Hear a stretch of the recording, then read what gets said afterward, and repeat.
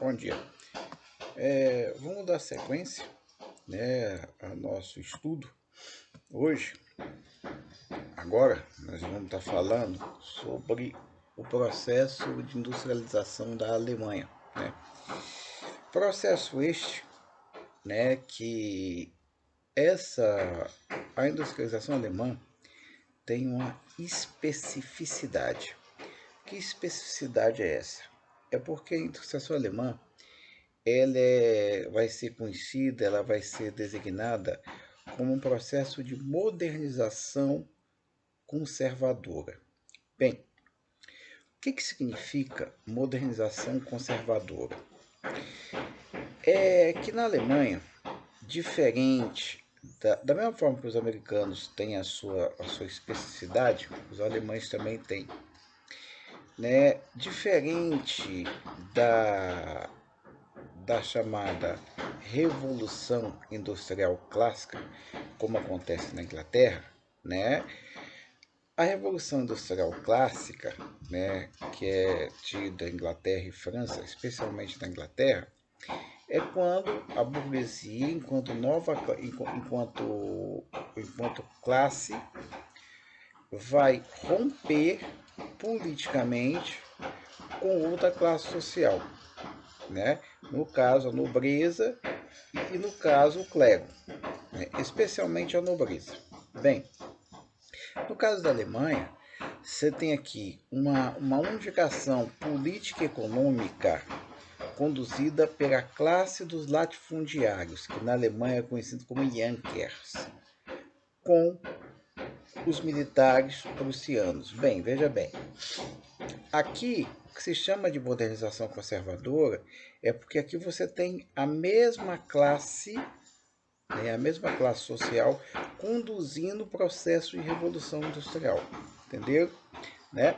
Então, por quê? Ou seja, eu tenho os latifundiários tradicionais, os Yankers, né, que faziam parte do antigo, que, vamos dizer assim, eram da chamada antiga ordem, né, era chamada antiga ordem social, né, vinham aí dessa antiga ordem controlando as terras, né, controlando a produção agrícola. Bem, e se juntam com os militares prussianos para conduzir esse processo chamado de modernização conservadora. A mesma classe social, ela vamos dizer, sofre uma mutação que permite que essa mutação sociopolítica desenvolva um novo sistema econômico. Bem, por que isso?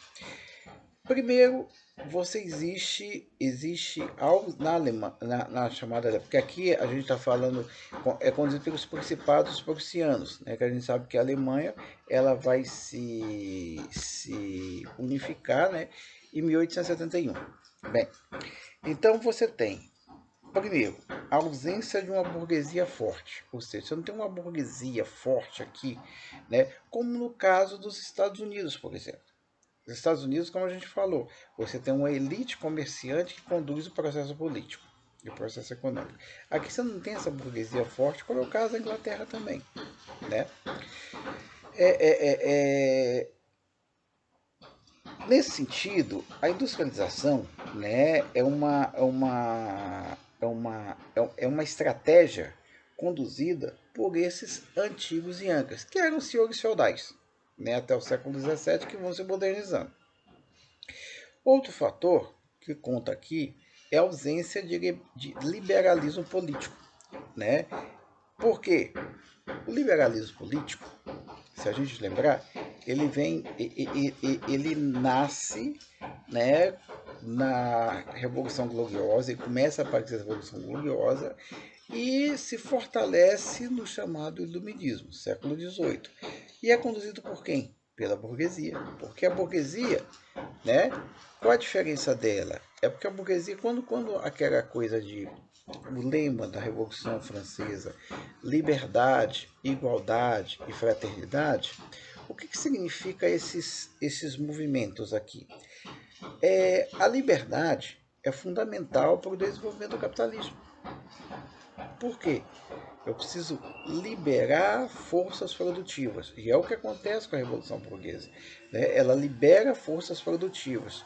E a liberdade de empreender, a liberdade de agir contra as amarras do Estado, da igreja, né? E a gente vai ver que a própria reforma protestante, desde Lutero, especialmente a partir de Calvino e Zwinglio, né, vem nesse sentido, né, de permitir a construção de uma liberdade política ou a liberdade econômica das pessoas empreenderem.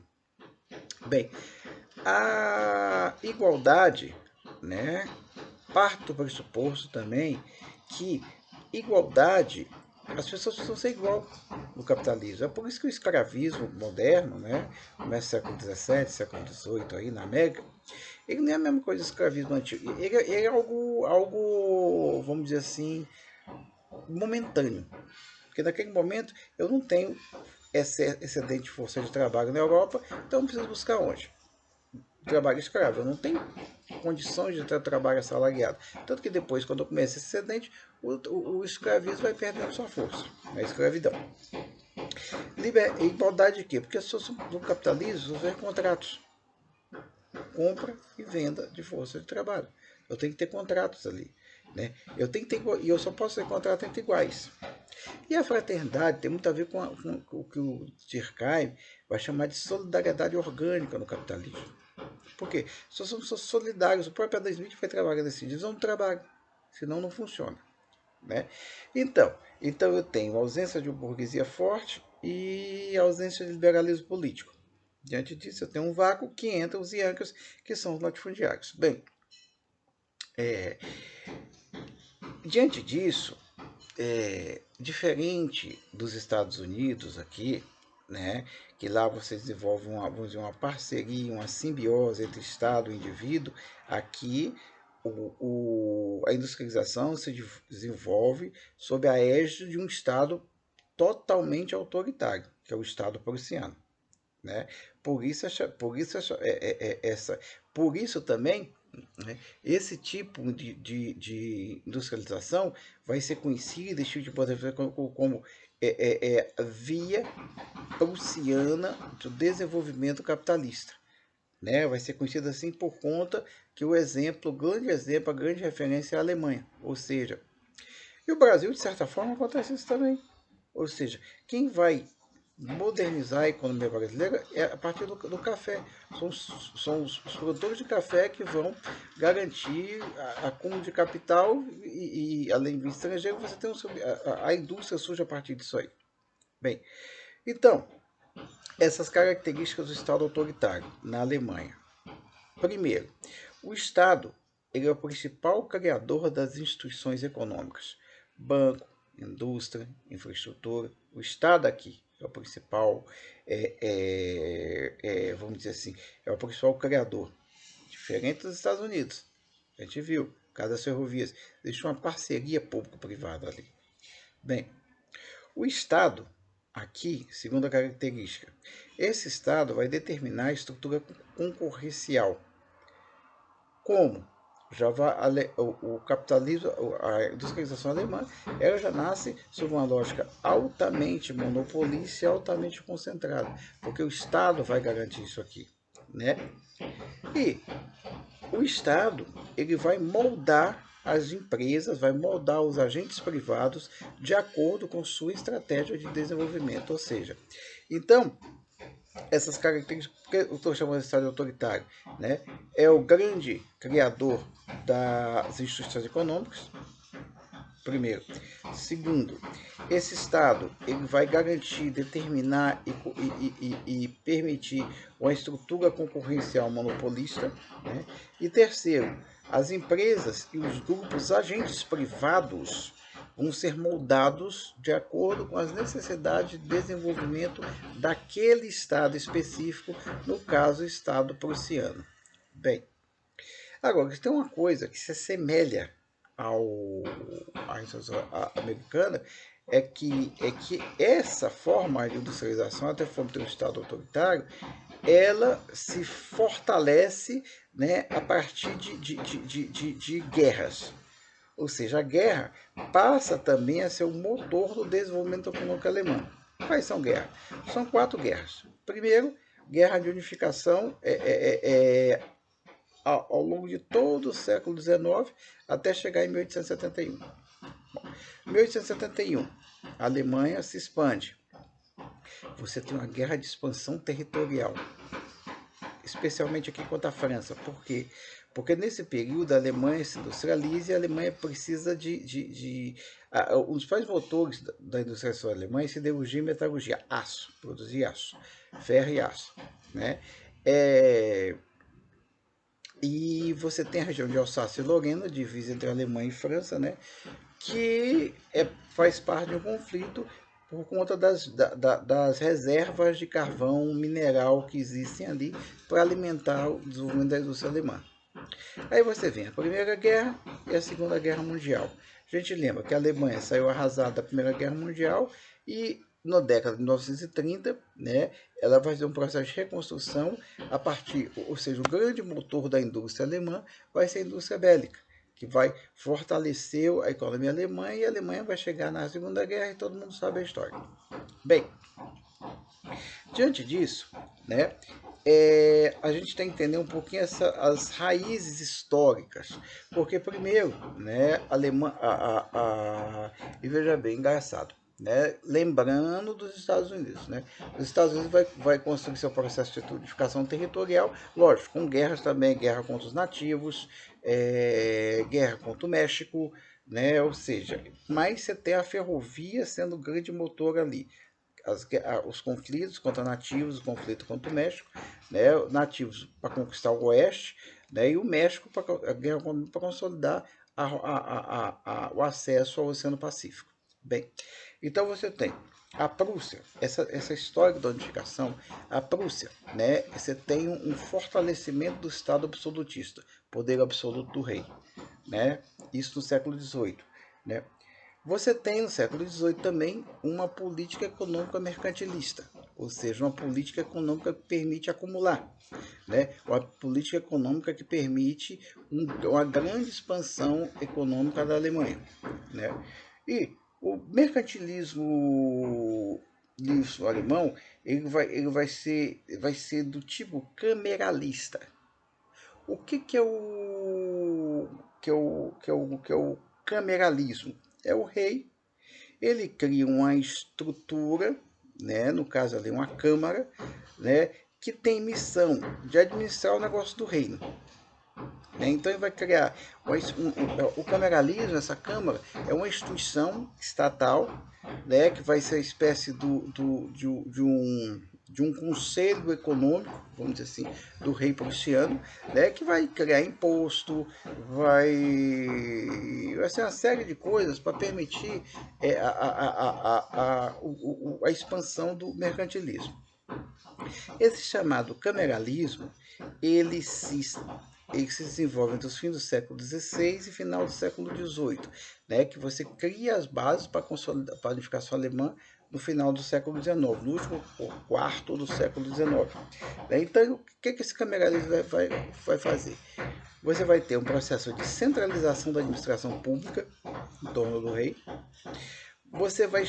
Aqui você vai estar estimulando uma verdadeira revolução nas técnicas agrícolas e manufatureiras, né? Uma verdadeira revolução aqui, né? E você vai criar uma espécie de ciência do Estado, né? O que é essa ciência do Estado? É um Estado que é racional, onde ele vai articular administração, economia e finanças. Então você tem a centralização da administração pública, essa centralização vai garantir modernização de técnicas na produção agrícola e manufatureira, né? E aqui existe o Estado racional, né? Um racionalismo nesse Estado aqui, né? Que vai permitir que vai articular administração, economia e finanças. Fantástico esse negócio que os alemães fazem. É algo fabuloso, é algo fantástico que os alemães fazem, né? Então você tem, né, esse auge desse cameralismo prussiano, né, onde você vai ter ao longo do século XVIII, né, você vai ser dominada principalmente pelas ideias iluministas, né? Ou seja, quando você separa no primeiro momento a Prússia da Áustria, né, e você se centraliza as atividades estatais, né, e aí você tem, olha aqui um negócio, a primeira coisa que faz, principalmente quando com Frederico Guilherme I, entre 1730 e 1740, né, vai reformular as Forças Armadas. Ou seja, o exército alemão começa a ganhar maior poder de ação, começa com maior capacidade de fazer guerra. Né? Tá aí uma das razões, né? Porque a Alemanha ela vai entrar nessa lógica de uma economia de guerra, vamos dizer assim, né? De economia de guerra. Bem, aqui se cria também vai ser conhecido como um Estado tipicamente policial do século XVIII. Né? Eu tenho missão, a promoção de uma política de potência e bem-estar. Então eu tenho as duas coisas. Eu tenho que ao mesmo tempo ser potência externamente e ao mesmo tempo criar uma espécie de bem-estar internamente para eliminar qualquer forma de conflito.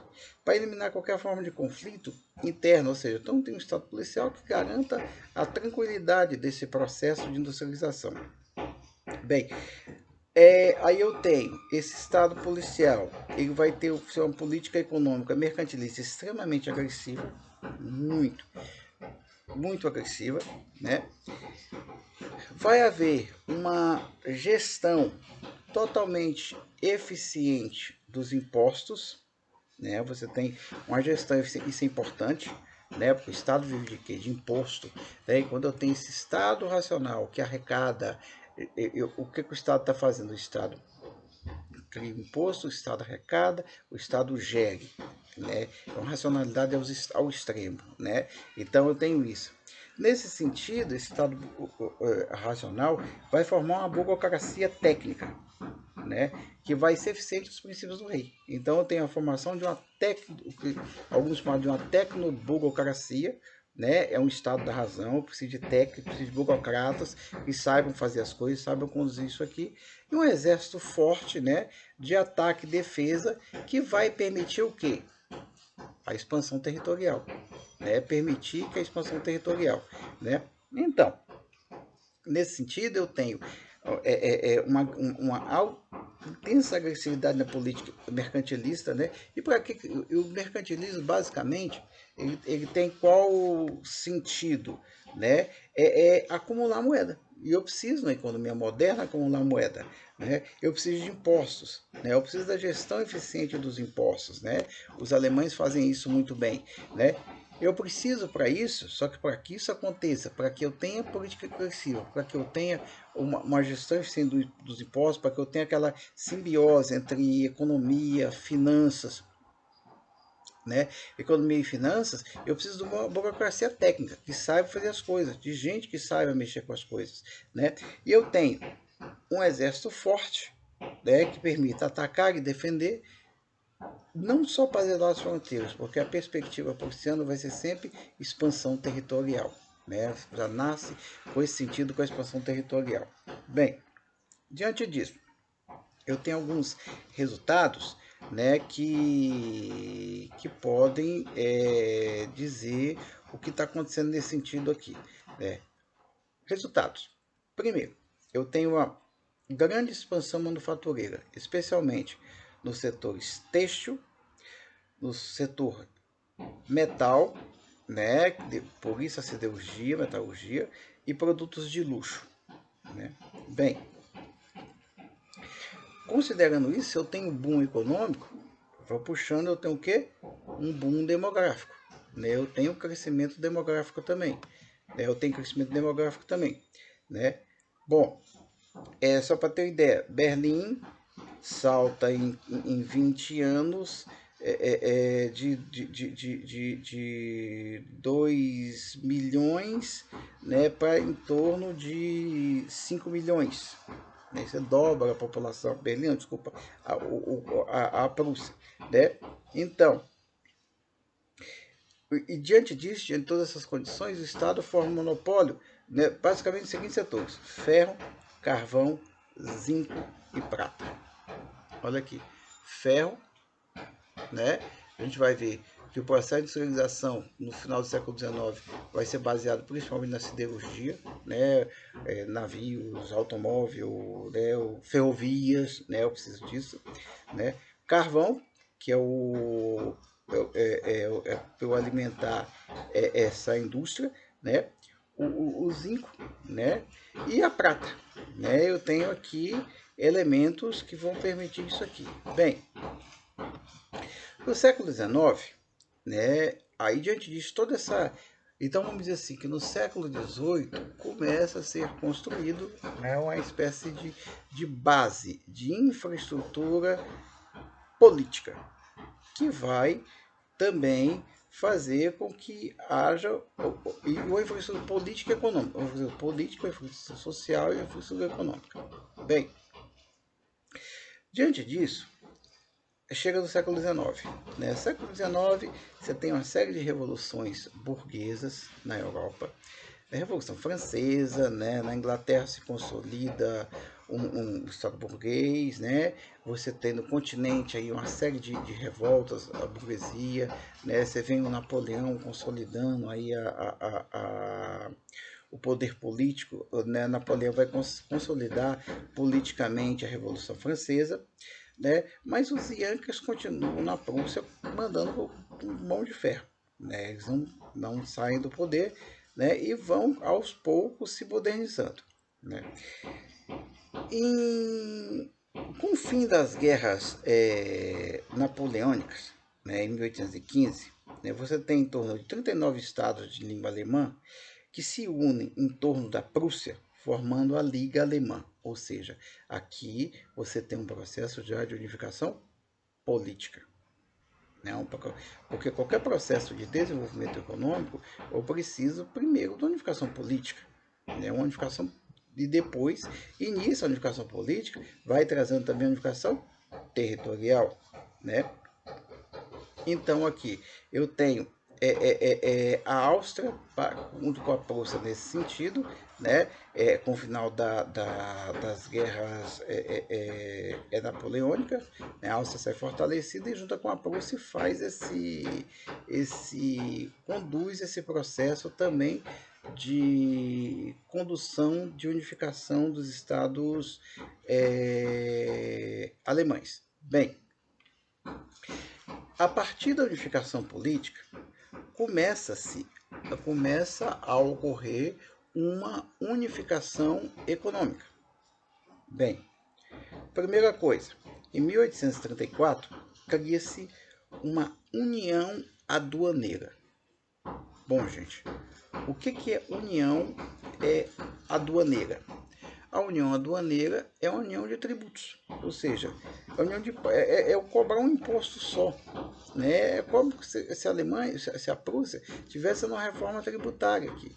Né? Definir uma união aduaneira, união de impostos. Um imposto para todo mundo, para facilitar internamente a vida e permitir a expansão econômica. Bom, só que aqui a Áustria sai fora, né? Retirada fora. Né? Que você começa o início da rivalidade entre os dois. Né? Os dois. Diante disso, essa união aduaneira ela vai trazer, primeiro, a abolição, a extinção de inúmeras tarifas internas, ou seja, quando eu faço a abolição de inúmeras tarifas internas, o que eu estou permitindo? Facilitando a circulação de mercadorias. Eu estou facilitando a circulação de mercadorias internamente. Se eu facilito a circulação de mercadorias, eu estou facilitando a circulação de gente. Se eu estou facilitando a circulação de gente, eu estou facilitando a circulação de mão de obra, de empreendedores aqui. Tá? Bom. Segundo, adota-se uma tarifa única externa para negociar externamente. De quem? Da Prússia. Então, os 39 estados vão adotar uma única tarifa, todo mundo vai negociar. Um vai negociar com a Inglaterra, com a França, mas todo mundo com a mesma tarifa. Né? Ou seja, ninguém vai ganhar mais do que ninguém. Todo mundo com a mesma tarifa. Bom, Eu tenho uma taxa de cria-se uma taxa de câmbio fixa entre a moeda prussiana e a dos demais estados que são signatários dessa união, né? Eu tenho, então, a moeda prussiana, que é o thaler, ela vai ser a moeda referência aqui, né? Disso aqui, a taxa de câmbio entre eles, né? Disso, existe também um planejamento em comum do chamado sistema ferroviário, né? Um planejamento comum desse chamado sistema ferroviário, né? Que vai permitir o desenvolvimento do setor ferroviário alemão. Né? E eu que também eu tenho acordos postais. A gente lembra que aqui você está surgindo telégrafo, você está surgindo ferrovia, ou seja, aqui eu tenho a ferrovia e os serviços postais servem para quê? Para permitir intensificar o processo de comunicação entre as partes. Ou seja, e lembrando que o processo de desenvolvimento eu preciso ter integração, né? Comunicação e integração.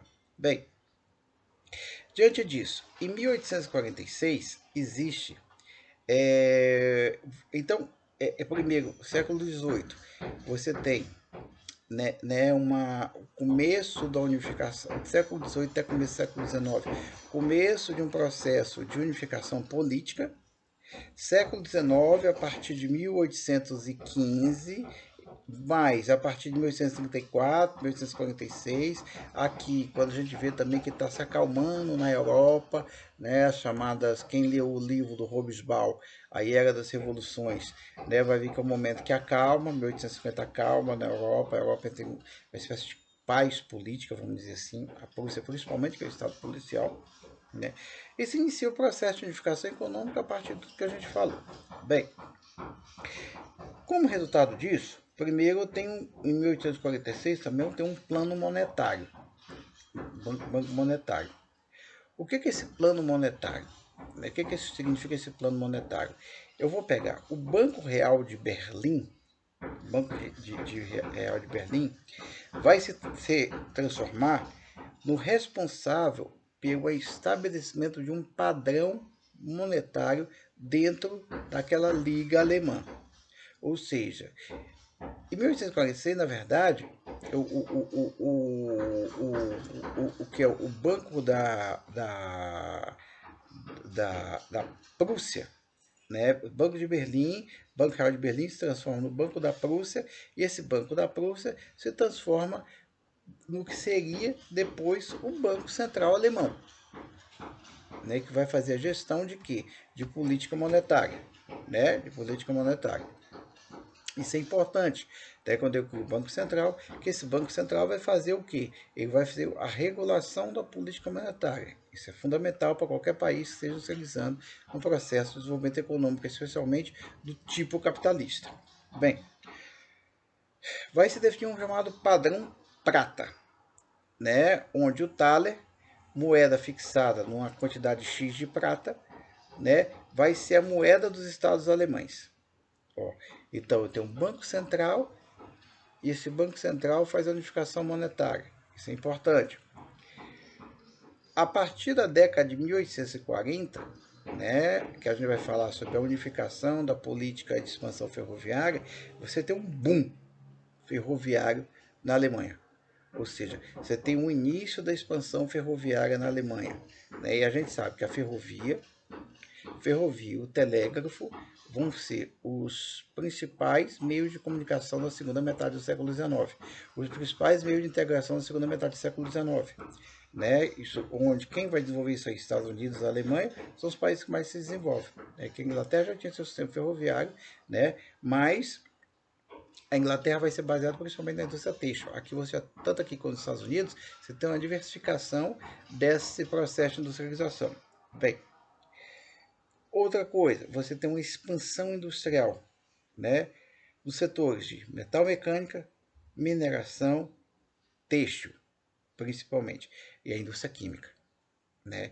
Então, se a gente lembrar que a Revolução Inglesa, a gente falou que foi baseado na empiria, a Revolução Inglesa foi baseada especialmente na indústria têxtil, aqui não, aqui a gente está vendo que tem ciência. né? Porque fazer aço, produzir aço, para produzir minério, extrair minério, você precisa de muita ciência, você precisa de muita técnica, e técnica precisa, nasce o quê?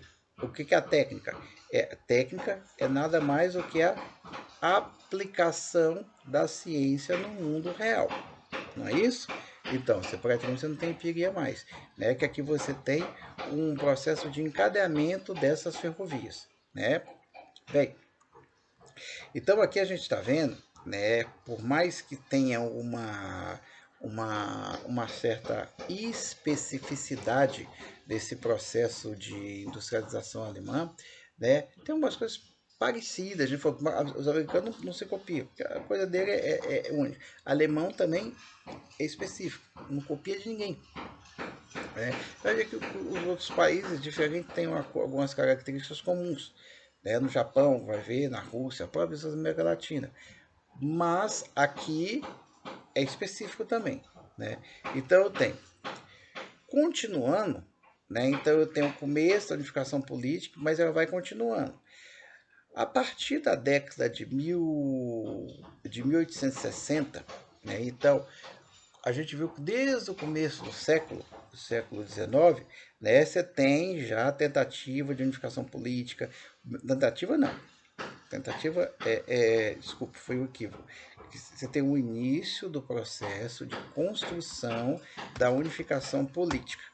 Pronto. 1834, principalmente com a... Desculpa, gente, com a Liga Alemã. Tá. Depois retira a Áustria. Bem, mas a década decisiva, né, vamos dizer assim, que fechar com chave de ouro, é a década de 1860, né, onde você tem agora as chamadas guerras de unificação. 1864 contra a Dinamarca, né, 1866 contra a Áustria, e a Áustria vai ser um grande rival aqui nesse contexto, né, Lembrando que no auge da Segunda antes da Segunda Guerra, os alemães vão anexar a Áustria. Né? Existe uma certa rivalidade entre austríaco e alemão nesse sentido. Né? Porque a Áustria aqui tem uma hegemonia de tipo liberal, né? Então a Áustria ela não quer fazer unificação política. A Áustria quer ter liderança política. A diferença da Prússia para a Áustria. A Prússia quer unificar, quer ter o controle. A Áustria não, quer manter os caras separados, a Áustria quer manter os territórios alemães separados um do outro, mas para poder manter a liderança política. A Prússia falou, não, aí está errado. Vai sempre unificar para combater esses austríacos desgraçados aí. Né? Porque a Prússia, o que ela quer? Ela não quer só liderança política, ela quer hegemonia para a construção de um Estado tipicamente alemão, alemão total. Não é só líder, mas eu tenho que construir uma hegemonia, por isso que ela vai construindo todas as estruturas para ter um Estado na totalidade, ser um Estado alemão. Né? Em 1866, que é um momento muito decisivo, né? Que eu tenho a vitória prussiana, a Áustria vai finalmente ser expulsa da chamada Federação Alemã. Em 1871, existe uma guerra importante, que é contra a Prússia. Né? Como eu falei, região de Alsácia e Lorena, rica em minério e carvão. Minério e carvão, industrialização, a indústria siderúrgica, metal vai precisar de quê? De minério, vai precisar de carvão. Precisa de minério de ferro, precisa de carvão, e lá na Alsácia e Lorena tem muito. Essa disputa em 1871, né? É uma disputa em 1871 que coincide com a chamada Comuna de Paris, né? Que é um movimento político que acontece em Paris, onde os representantes dos trabalhadores eles vão ficar 90 dias no poder, depois são derrotados, né? Você tem. Então, se você vai ver, na Primeira Guerra e na Segunda Guerra, essa disputa ainda existe ainda.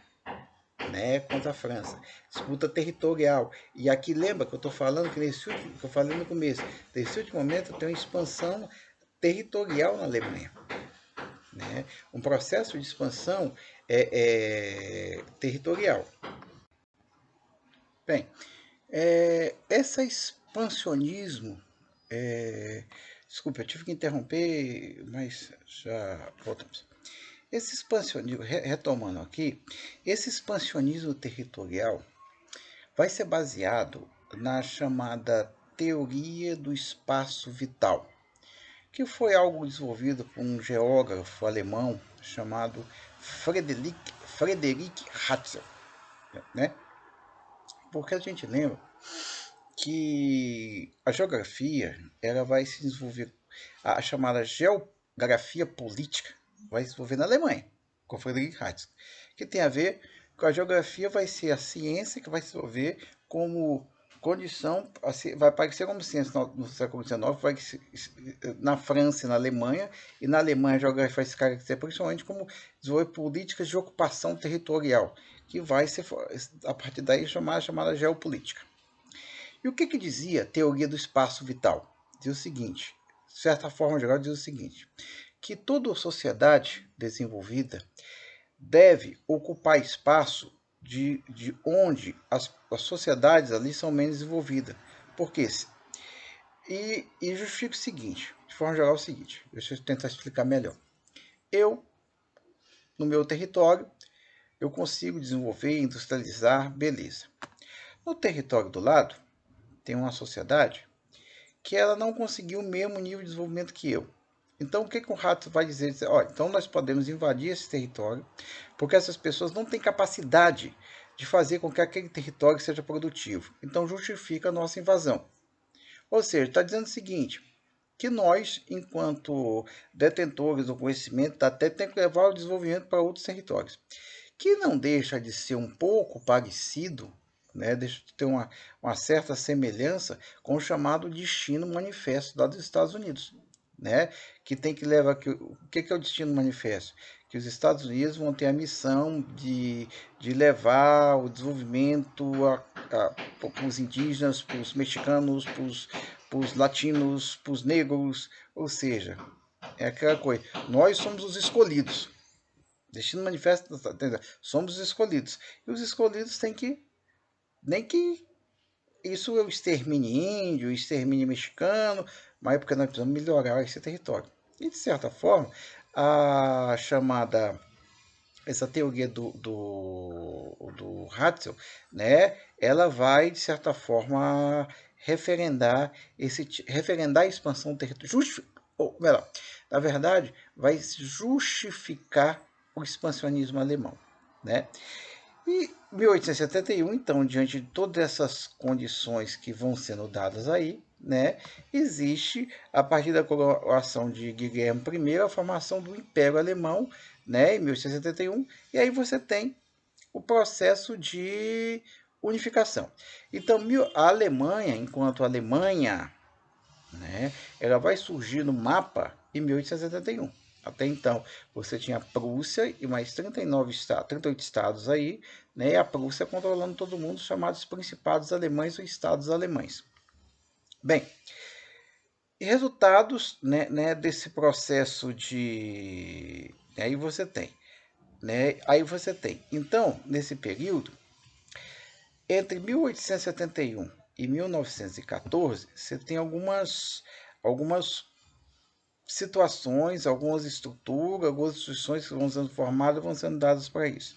Primeira coisa, em 1873, na Alemanha, se cria uma lei monetária, ou seja, aqui efetivamente eu vou criar o chamado marco alemão, que seria a moeda alemã, que vai ser a moeda que vai se prevalecer até a União Econômica promovida pela União Europeia, até ser surgida pelo euro. Então a Alemanha vai ser uma moeda que vai durar 100 anos, né? Então ela vai se tornar o padrão ouro de certa forma o marco alemão, né? Ele vai começar a se contrapor ao padrão ouro, né? Que é controlado que tem a hegemonia britânica. Bom, né? Ela vai aderir, o marco enquanto moeda, ele vai estar entrando nisso aqui, né? Então ela vai fazer o seguinte, certo? O que eles vão fazer também? E eles vão, como estratégia, vão desvalorizar essa moeda. Ela já nasce desvalorizada perante a libra e esterlina. Por quê, gente? Por que é uma jogada importante para a Alemanha isso? A gente lembrando, como é que funciona a balança comercial? A balança comercial funciona da seguinte forma. Se eu valorizo minha moeda, o que vai acontecer com a balança comercial? Minha balança comercial vai começar a ficar deficitária, porque fica melhor eu importar, fica mais barato eu importar do que exportar, né? Se eu desvalorizo a moeda, o que vai acontecer? Fica melhor eu exportar, vender lá fora, porque eu vou trocar por mais moeda estrangeira. Quando eu trago vendo um carro lá fora. Quando eu estou com moeda desvalorizada, quando eu vou trocar, eu vendo por 10 dólares. Se minha moeda está desvalorizada, minha moeda está 1 para 5, eu vou captar quantos reais aqui? 50 reais. Se minha moeda valoriza, passa ser para 1 para 2, quando eu vendo lá fora, eu vou fazer o quê? Eu vou pegar aqui só 20 reais. É o que está acontecendo hoje. Nossa moeda é muito desvalorizada, né? Por conta de erro, um equívoco não de política, nós não temos política econômica, né? Equívoco do Ministério da Economia, mas tudo bem, não é esse debate aqui não. Então a Alemanha está fazendo com que o marco alemão já nasce valorizado para favorecer suas exportações. Favorecer as exportações, o que ela está fazendo? Trazendo para dentro também libra esterlina, que é a moeda hegemônica da época. E libra esterlina é o padrão de troca no mundo. Então eu estou acumulando reserva internacional. Além de eu estimular o mercado interno, né, eu estou acumulando reserva, poupança, porque todo país precisa ter. Hoje os países reservam em dólar. Naquela época precisa ter reserva em ouro ou libra esterlina. Né? Bem, aí sim, 1875, lá aquela unificação do Banco de Berlim e Banco da Prússia, né, que estabelecimento de um padrão monetário, aqui esse Banco de Berlim, que foi criado lá em 1846, aqui ele se torna o Reichsbank, que é o Banco Central Alemão, em 1875. Então, os alemães, o que eles estão fazendo? Eles estão ao mesmo tempo favorecendo sua balança comercial, favorecendo a entrada de reservas, né, estimulando o mercado, porque se eu estou exportando, eu gero emprego, né, eu aumento a indústria, eu aumento o empreendedorismo local, né. E lembra que eu falei também que o Estado policial que a gente está falando, ele tem a ver que o setor privado se adequa às regras do Estado, às normas, né? E é um Estado que cria uma economia altamente monopolizada, né? Ele vai criar um sistema bancário altamente concentrado. 4 grandes bancos. Pronto. É uma diferença com os Estados Unidos. Os Estados Unidos ele tem um banco central, cria uma política monetária, define a política, mas lá o estímulo é a formação de N bancos. Tanto que até hoje, nos Estados Unidos, cada condado que você chega, você tem não é uma agência, um banco. Nos Estados Unidos você tem mais de 5 mil bancos, porque lá foi importante você estimular a concorrência, porque é um território muito maior. O que o banco vai fazer? Vai circular moeda vai ser... Só que aqui, como é um território bem menor, os alemães vão preferir concentrar em 4 bancos. É o Estado, né? Vai criar um sistema monopolizado e extremamente concentrado em 4 grandes bancos. Né? Então, em 1875 é o Reichsbank, criação de 4 grandes bancos. Né? Por meio desses bancos, então vou ter a ideia a criação do chamado padrão dinheiro crédito, né? Que vai fazer aumentar, que vai estimular, que vai definir, que vai consolidar a oferta monetária interna na economia alemã. Então você está fazendo uns negócios interessantes com a moeda. Né? Então os alemães estão fazendo algo muito interessante aqui, né? De fazer esse padrão monetário e fazer a circulação do crédito. Bem, Se a gente lembra do Estado policial, primeiro, esse desenvolvimento industrial vai nascer um Estado altamente protecionista, né? A gente lembra, nesse período, entre 1871 e 1914, né, você tem as potências em conflito, né? E quem leu o Hobsbawm era dos impérios. Hobsbawm vai falar que isso é o resultado da Primeira Guerra Mundial, só acontece por causa disso, né, por causa desse conflito norte da África, reserva de minério, Alsácia e Lorena, uma série de coisas, né? Então o Estado alemão já nasce protecionista, porque tinha que ser, para entrar no mercado mundial, ele tem que ser protecionista, ele tem que proteger o mercado interno, todo mundo vai fazer isso aí, né? Aquele negócio, o Estado está estimulando a formação de grandes empresas cartelizadas, né? A gente falou, é uma economia que nasce altamente monopolizada de estímulo do Estado, né? E aqui é interessante, você tem uma série de inovações tecnológicas. Lembra que lá no século XVIII foi uma burocracia técnica. A Alemanha já vai criar universidades aqui, que vai criar inovações tecnológicas. Ciência, gente. Aqui tem ciência, né? Porque a política educacional alemã, né, ela vai formar uma classe trabalhadora qualificada, com elevada produtividade social. Lembra, inglês eu falei, não tem classe trabalhadora qualificada, as pessoas vão aprendendo a mexer na fábrica por experiência. Aqui não. Aqui você vai formar engenheiros, químicos, né, gente para aprender a mexer na indústria. Ou seja, a Alemanha cria uma política educacional para formar técnicos. Enquanto na Inglaterra você tem praticamente analfabeta, a posição dos alemães foi sendo formada como técnico, né? E aqui, principais inovações, né? Eu tenho na química, que aí vem siderurgia, metalurgia, e na elétrica, né? Nesse tipo de indústria, né? Que é o que está comandando o século XX. O final do século XIX vai comandar o século XX. É química e elétrica. Eu preciso de energia, né? E energia elétrica, ela é mais barata que o carvão, ela é mais barata de se explorar, né? Bem, então, eu tenho, nesse sentido, a Alemanha, ela vai se tornar vanguarda na chamada ciência aplicada, né? Ciência aplicada, porque aqui eu tenho química pesada, vidro, né?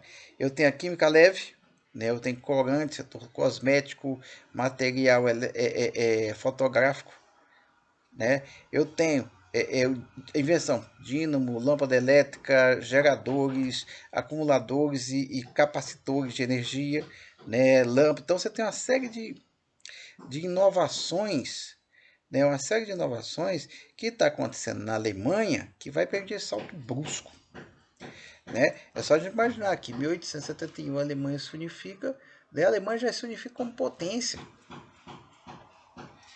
Em 1914 a gente tem guerra praticamente com a Europa, né? Ela tenta dominar a Europa, a Segunda Guerra também. É pouco tempo de unificação, né? Então, né? Agora aqui, o importante é o seguinte, a gente falou mais cedo, né, anteriormente, que ele está preocupado de criar uma política de bem-estar e uma política expansionista. Bem-estar internamente, expansionista. Enquanto o capitalismo vai criar de forma global na Europa, de certa forma nos Estados Unidos, o chamado welfare state, uma política de bem-estar social, os alemães já fazem isso antes. Então eles vão criar. Em 1883, uma lei de seguro-saúde. Em 1884, uma lei de seguro contra acidente. Em 1889, uma lei de pensões. Olha aqui. O que os caras estão fazendo? Eles estão protegendo o trabalhador. O que vai acontecer de forma mais ampliada no mundo a partir de 1946, que a gente vai citar depois, na Alemanha já acontece no final do século XIX. Muito legal isso aí. Muito legal isso aí. Porque ele está dizendo o seguinte, ó, ele está protegendo sua classe trabalhadora. Ele está dizendo, cara, se você se machucar, você vai ter um seguro saúde. Para você se cuidar, você tem um seguro acidente. Você tem pensão, cara. Na verdade, sob Bismarck, vai ser a primeira política pública de previdência social, né? Ou seja, eu contribuo para poder, quando eu parar de trabalhar, eu ter algo para receber. Eu não preciso trabalhar a vida toda. Então, legal, né? O Estado autoritário não é porque ele era bonzinho, essa política bonzinho, gente boa. Porque, eu tenho que cuidar do meu trabalhador. Porque senão, né, é com quem vai as inovações, meu engenheiro, meu técnico, meus caras que estão na linha de frente. Aí o que, que ele vai fazer? Porque aí vai botar o governo botar na clandestinidade o SPD alemão, que hoje é o Partido Social Democrata, né? Também é um dos partidos mais antigos do mundo, né? O SPD faz oposição, vai colocar na clandestinidade. Por quê? Porque o SPD alemão, naquele momento, ele tem muito poder. Ele tem fábrica, tem escola, vai tirar os caras da jogada. Mas em 1914, o SPD alemão, né? A partir do Kautsky, vai fazer aliança com o governo alemão, apoiando o governo alemão na Primeira Guerra Mundial, que a gente vai ver história, quando ele rompe com a Segunda Internacional, rompe com os russos, com os bolcheviques, né? Na chamada Internacional Socialista. Então você tem uma política de cooptação, uma política de garantia, uma política de bem-estar que vai garantir que esse desenvolvimento se dê de forma sustentada e sustentável, né? Então eu tenho vai ser chamado de um capitalismo organizado. Não é como os Estados Unidos que morre gente, morre chinês, morre não sei quem, morre nas ferrovias, aqui é um capitalismo organizado, né?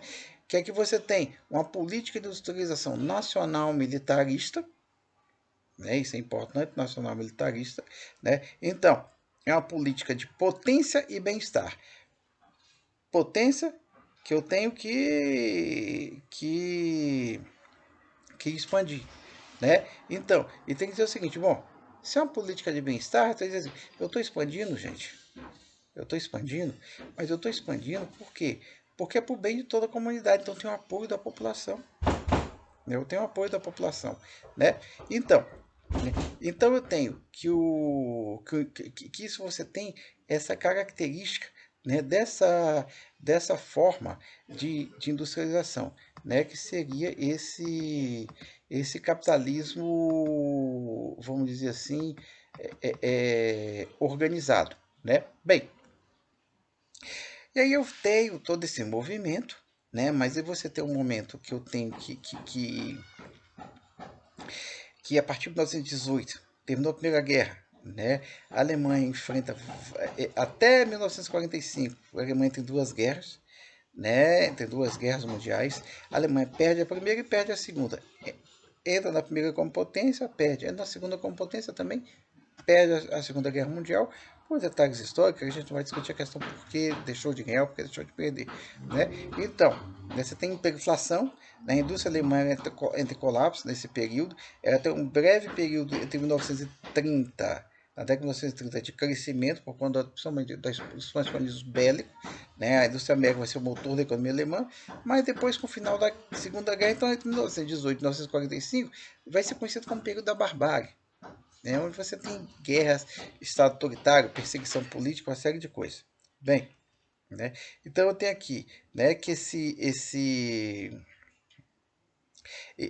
Estado alemão, né, ele vai se consolidar como potência, mas sai da Segunda Guerra Mundial, né, sai da Segunda Guerra Mundial, né, ele vai sair da Segunda Guerra, ele vai sair, de certa forma, vai ser destruído, mas na Segunda Guerra a Alemanha vai se consolidar também como uma potência ali na Europa, a principal economia europeia, porque se aproveita principalmente do Plano Marshall, de reconstrução. Você tem o chamado milagre alemão, que a Alemanha, em torno de 5 anos, em 1950, a Alemanha já volta à normalidade, né? Que a gente lembra que a Alemanha vai ser dividida, né?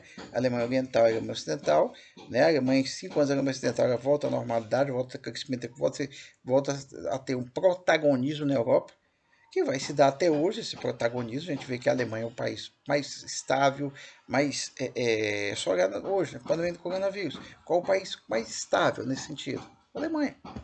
É o país que consolida como referência na Europa, né? É um país que depois você tem uma... engraçado, a Alemanha em 1871 se unifica, né? Mas em 1989 ela se divide, em 1945, e em 1989 se unifica de novo, né? Então você tem uma série de movimentos, né, que vão consolidar esse processo de modernização econômica alemã, né? Então, lembrando todos esses processos, para a gente perceber como você tem alguns elementos importantes de especificidade dentro desse desenvolvimento. Bem, eu vou parando por aqui, né? O próximo movimento nosso vai ser conversar sobre a indústria do Japão, o Japão e a Rússia. Tá? Lembrando que nós temos uma reunião, né? Eu já estava para discutir as aulas posteriores para a gente poder avançar, tá ok? Muito obrigado, até breve.